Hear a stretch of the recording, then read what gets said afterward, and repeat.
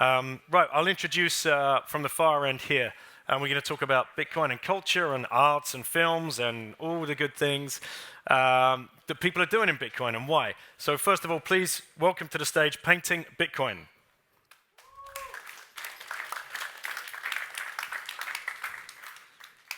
You're on the far end, sir. And then we're going to have Alejandro del Conde come up and showcase his latest suit, ladies and gentlemen. And bow tie. Thank you. Looking very sharp. Thank you. Thank you. And then we have Tomek. Yeah, I'll stick with Tomek if that's all good. You can introduce yourself in a second. And Pierre Corbin, you may have seen some of his films. We're going to get into that in a second. Also playing a lot with AI, which we might talk about as well. So guys, I want you to do a quick, brief introduction. We'll start with this order and come back. So if Painting Bitcoin can go first, just tell us a little bit about yourself, what you're doing, and yeah, we're good. Excellent. Is this on? Yes. Okay. So my name is Painting Bitcoin. I make Bitcoin paintings, and it looks exactly like this one here, and it's upstairs in the art gallery, and you can check it out. It's 5 paintings. This is the big painting, and I'm a professional painter, and I make paintings with oil paint on like a museum level quality. If you're into real professional art, you can check this out. You might resonance with that, and Bitcoin is just the most fascinating artistic topic because it's invisible and we have to make it visible. This is the short version. Thank you. Well, as you know, my name is Alejandro del Conde. I was born in Brazil, raised up in Mexico City, now living since 25 years here in Switzerland. I am an artist and designer. I also do art, and you can also visit the art gallery on the 2nd floor of the Villa Ciani and see our works. And I began also to make wearable art, not only art to have at home, where you can display your art and be proud of it, but I also did wearable art that people can wear and make a statement without saying a word like this jacket. Thank you. Yes, so Tomek, it's easier. Yeah. Yes, Tomek. I'm professional, libertarian activist. So over the years, I did various happenings and campaigns in Poland to promote free market and radical capitalism. And I try to follow the strategy of Ayn Rand. And I noticed that probably the most influential way to promote ideas is through culture. Last year, as next happening, we did a film festival with Pierre over here, Bitcoin Film Festival in Warsaw. And apparently it put us in the center of Bitcoin film industry, which apparently exists, and there is plenty of movies, so we try to foster the growth of Bitcoin cinema, promoting Bitcoin filmmakers, doing networking for them, and also organizing a big film festival next year in Warsaw next to the European Halving Party in April, so you are all very invited to come. You can also meet us in the cinema room, in the art house. We are presenting nice video creations, short ones, but on Sunday we have full cinema day, so if you are staying, please stay. We have 2 prime releases, premieres of Bitcoin films, and few presentations, speeches, and panels. So if you love Bitcoin and if you love cinema, stay on Sunday and visit Bitcoin Film Fest. Hey. And I'm Pierre Corbin. So I'm French and Spanish, but I lived most of my life in Poland, which is where I met Tomek, of course. I used to be a consultant in tech, and I quit my job because I was kind of sick of it, and I decided to make a Bitcoin film, which is one of the most watched Bitcoin films, documentaries, which is cool, The Great Reset and the Rise of Bitcoin. I recommend anyone to watch it. And I met Tomek like last year. Now it might be a year ago exactly. We wanted to organize a screening of my film, and then we thought, let's just go all in and make a film fest while he was organizing a libertarian conference in Warsaw. So he did both things at the same time, which is crazy. And other than that, I'm a programmer as well. So I'm right now trying to experiment, as Daniel said, just the intersection of AI, lightning, and data science, and how just building tools around that to bring this to the whole data science community. So is it true the Great Reset you are the only actor in the film, but Yeah. the most notable part of that film is the couch that you sit on. Yeah, so there's this red couch I was sitting on when it was recorded, and it looks kind of sexy, I guess, which I get a lot of compliments, or at least comments about. So for all you secret couch lovers out there, even if you're not into Bitcoin, that's the film that you definitely want to watch. So the big question here, guys, for everybody is why? Why quit what you were doing and put all of your energy into creating something on top of Bitcoin? And this is one thing as well, I think a lot of people miss this point when we say build on Bitcoin. That doesn't just mean software development and new tools and, like Pete was saying, drive chains and all of this nonsense. These guys are building on Bitcoin. I have a podcast I built on Bitcoin. There's different ways you can build on Bitcoin. So why? What happened? Why the shift in your mindset? But yeah, I can start, I guess. So I think just like any Bitcoiner that spends too much time learning, watching Bitcoin content, reading books, etc., you just kind of get obsessed about it. And at the time, when I was going deep down the rabbit hole, I was a consultant in tech, and I just started a new project for Microsoft, actually, which was like, for someone that is into data and like automations. It was like the dream project. But I don't know, 2 weeks in, I was just tired of it. I was so much obsessing with the idea of Bitcoin and wanting to try and do something there because I just saw it so much more important for the development of my career. That I just, 2 weeks into this new project, I told my boss, look, I can't do it. He was like, oh, well, maybe we find another project. And I said, no, I think I want to quit. And yeah, and after that, it's just a matter of figuring out, well, okay, it's really good to say I want to work in Bitcoin, but what does that even mean? So this took, a bit of time to figure out. And at the same time, it's making such a big move. Everyone around you kind of questions it, so you have to explain all of that. And plus, it was, still in the, let's say, the end of the last bull market. So there's just so much conversation around it that at some point I was just thinking, well, okay, if I'm anyway telling, this story to people, why not just make a film? Like that's anyway something I always wanted to do. So, quitting my job, deciding to do stuff in Bitcoin was just a way for me to get into actually professional filmmaking, which is really what I wanted to do for many years. And painting Bitcoin, you oil painting, so you were painting beautiful works of art before, but now it's all just Bitcoin? Yeah, well, it's in the last 2 years it was almost only Bitcoin, because once you go into Bitcoin, you cannot get out. There's no escape out of the rabbit hole in a way, right? You guys know this. And once you go in, you realize that we are so crazy early. You realize that after a couple of weeks or months, or once you go to conferences and then you see the potential that is there. It's just, Bitcoin is just healing our relationship to money.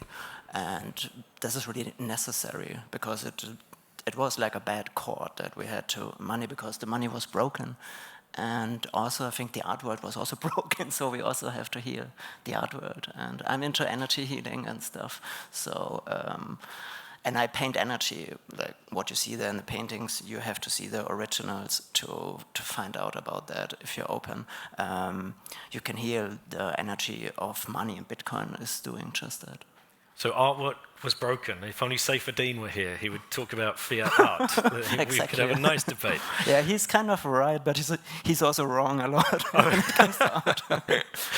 Okay, if you want to explain, why did you make the change to make Bitcoin wearable fashion? I began doing art.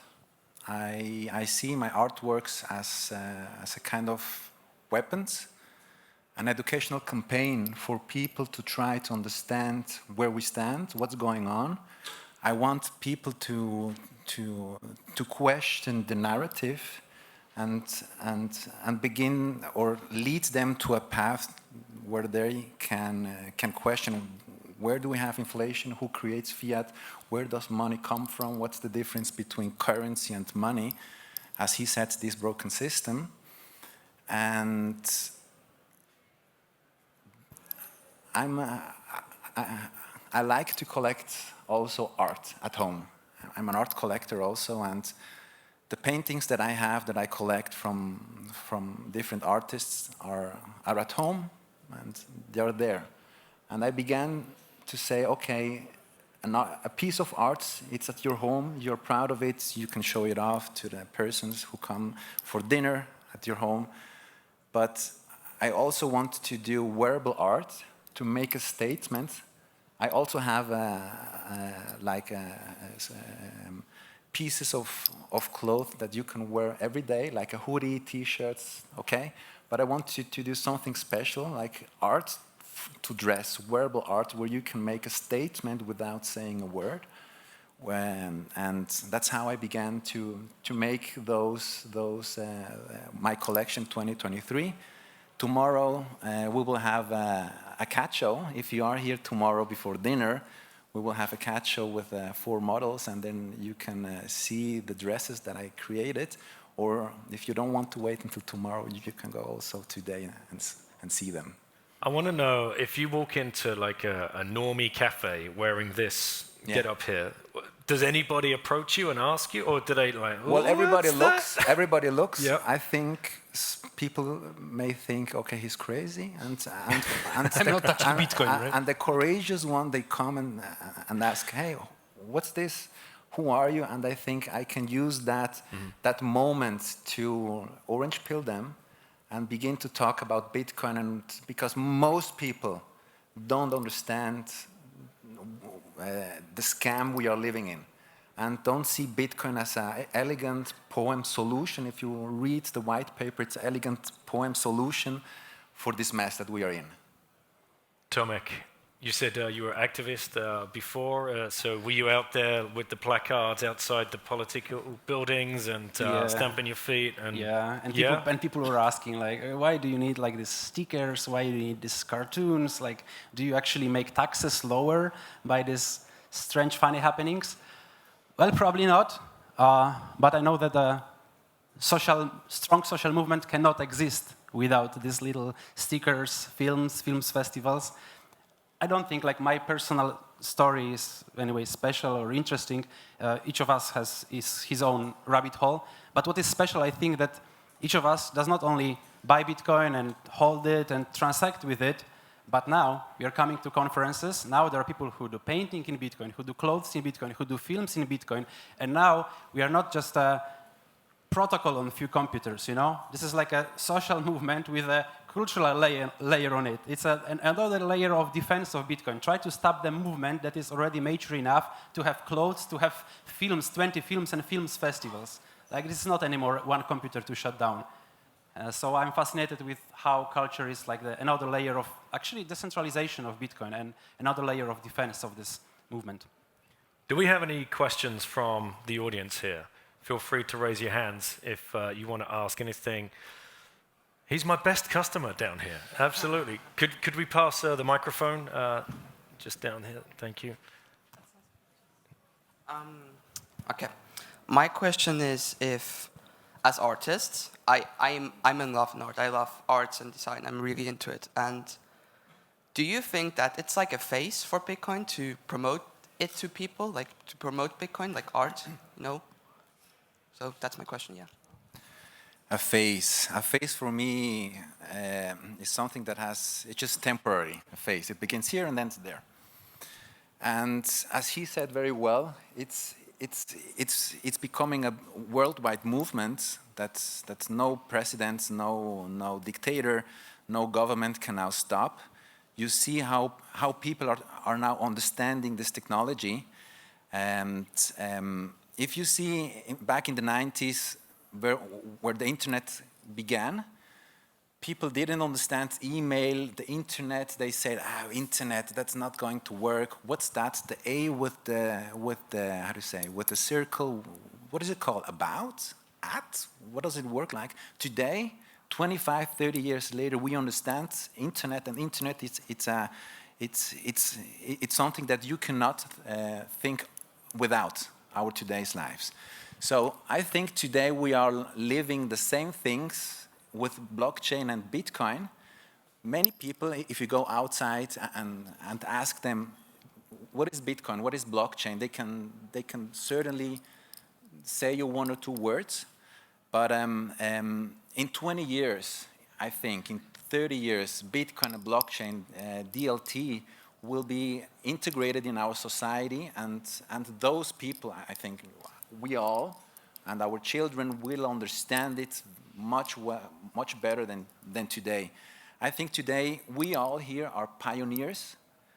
We come to a conference, he does paintings, movies, we have dances, and that's the beginning, I think, of a revolution. And I don't think it will pass away. It will be a phase.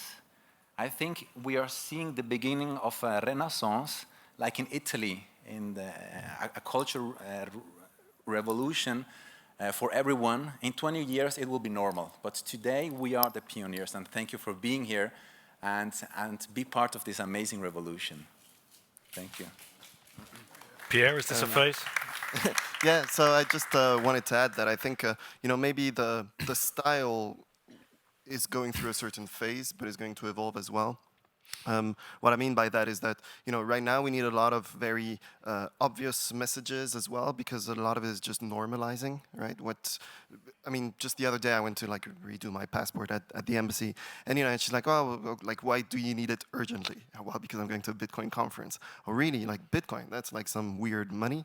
Well, no, not really, And of course I didn't go into full conversation with the person at the embassy, right? Because some other day maybe. But it's just bringing these kind of things through art, culture, is just an easy way of normalizing the fact that Bitcoin is actually here, and everyone's heard of Bitcoin now, but no one really realizes that it's still around. So just through art, it can be normalized. And this may be a phase in the very obvious kind of thing, right? And I think when we talk with the filmmakers, especially filmmakers that already did a film, and I can also say this myself because I'm working on a second film now, the number one question with the writer that we had was, okay, great, we have this great historical element of the fiat system, all this stuff, fascinating stuff. But we want it to be a Bitcoin film. But how can we make it a Bitcoin film without talking about Bitcoin? There's a moment where we have to phase out of this straight, in your face, Bitcoin is the solution, to something more explaining, the problem that is behind it, and that maybe there's something out there. And, even in thinking more long term, there's just how Bitcoin is going to change also financing of films, both because of, people that raise money in Bitcoin and the volatility that comes with it, but especially the upside. And I think there's just so many different ways and different phases, in fact, that I think Bitcoin culture is going to have because of these different elements. Are there any other questions from the audience? Yeah, one at the end here. Thank you. Thank you. Yeah, you mentioned actually something about making a statement without having to say anything, Alejandro. And we're also talking a lot about how early we are and long term. I'm just curious if you guys are looking into ordinals as NFTs. I know it's a bit controversial perhaps, or we're too early, but I'd love to hear your thoughts on that, Alejandro. And So my statement and his statement, correct? Yeah. Okay. Do you want to? Yeah. Ordinals, yeah. The Bitcoin logo came out 2013, this one, the orange one. And before that, there were these really interesting, if you look into the history of Bitcoin visual, there were these on the Bitcoin Talk forum, these golden coins. There are many articles, and you can see all of the images. And then since, I think, 2013, right, we use the same Bitcoin logo. And I think it's probably going to stay like that. So this is the definitive image that we think about when we have Bitcoin. And everything, NFTs and so on, are also just variations, and I think they're going to burn down immediately after the next cycle or whatever, and then comes a new hype. So this is more into hypes and into trends. What I'm interested in is that all media, they always use these Bitcoin gold coins that refer to the very first images of on the Bitcoin Talk forum. So these fake imaginary gold coins, but Bitcoin is not a fake gold coin. It's the opposite, right? So this is why we do Bitcoin art, is to find a complete new way to visualize this. And I think this is a deep topic because Bitcoin will be the only money out there, so we have to find proper images and really think deep and not make like a tiny JPEG. This is not what Bitcoin is. Like Bitcoin is something way deeper than most of us can realize. I think it's like it breaks the spell of bad money since many decades. So this is quite huge. Tomek, did you have something to? Yeah. Yeah, I don't know much about NFTs and ordinals, and probably we are also early to judge how much it will influence Bitcoin culture. But what I can observe also in this cinema space is that movies, the first Bitcoin movies, are movies about Bitcoin, and they are mostly documentaries, right? But at the end, as Pierre said, there will be another phase where things will be more subtle, more artistic, where maybe not everything has to be orange, it has big letter B, right? But Bitcoin also in culture is not necessarily, and in movies not necessarily a part of the plot, and in culture not necessarily painting about Bitcoin. But Bitcoin as a technology also changes the way we create, monetize, produce, we distribute. I can see how it works already in movies industry. We have Bitcoin crowdfunding. We have some already shares of the movie in a Bitcoin blockchain. And I think it can happen with the other fields of art. Maybe not necessarily ordinals, but what I want to show that Bitcoin as technology also changes infrastructure of the culture. And this is a good example that it already happens, that Bitcoin changes not just a part of the story, it's not just films about Bitcoin, but there are already platforms that can I don't know, save a JPG there or make crowdfunding in Bitcoin and produce art, not necessarily orange one, right? I would just like to add something special. I wrote a little article about NFTs on my page. I would like to read it to you guys. The question here is, can this new technology have a potential to fundamentally change many aspects of our future? And I wrote, NFTs will reshape the internet as we know it with property rights baked into its code. Think about corporation royalty programs for their customers, like exclusive merch and access to events as NFTs, non-fungible tokens. Think about tickets, airline tickets, bus tickets, train tickets, concert tickets, festival tickets as NFTs. Think of certificates of authenticity as NFTs for major brands that are suffering today from counterfeiting products like Prada, who knows, Gucci. If you want to buy an original, they can make an NFT that's linked to that bag, for example. Think about tokenization of real estate on the blockchain through non-fungible tokens. Think of diplomas, degrees, and other important documents of schools, universities, government entities as NFTs. Think of about how musicians can profit directly from their music and creations through blockchains. We have to think of outside the box, because today ordinals, NFTs are just JPEGs on the blockchain, and I think we are like baby steps, like at the beginning from such a technological revolution. And if we think of outside the box, we will see that NFTs or ordinals can be much more than just a JPEG or MP4 file on the blockchain. We have 1 minute left, guys, so I want to ask a final question. Where do you want to see more innovation with Bitcoin and culture, whether that's art or film? What do you think we're missing at the moment?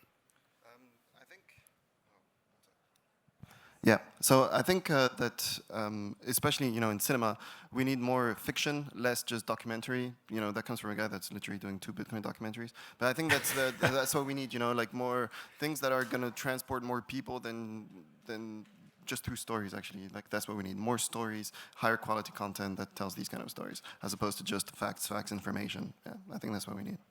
Tomek, 10 seconds. Well, culture is such a thing that no one person can say what we need. It will happen, and that's what culture is. But yeah, I think it will come. Like it will mature. Right? We have now documentaries about Bitcoin. I'm speaking about cinema again.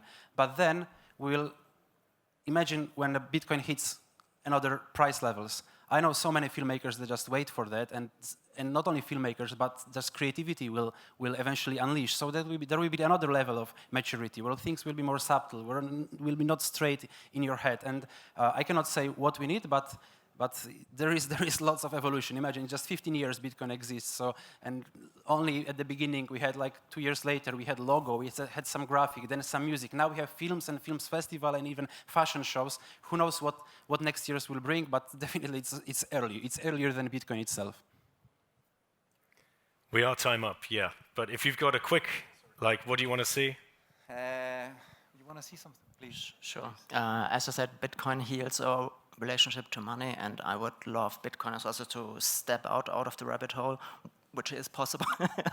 It just happened to me. And there's also other concepts like energy healing. You can heal your emotions. So Bitcoiners, I think, are sometimes too stuck. So we also have to go out and see other mind-blowing innovations like Bitcoin in other fields. This is my... Thank you, guys. So go see their artwork. Thank you, everybody.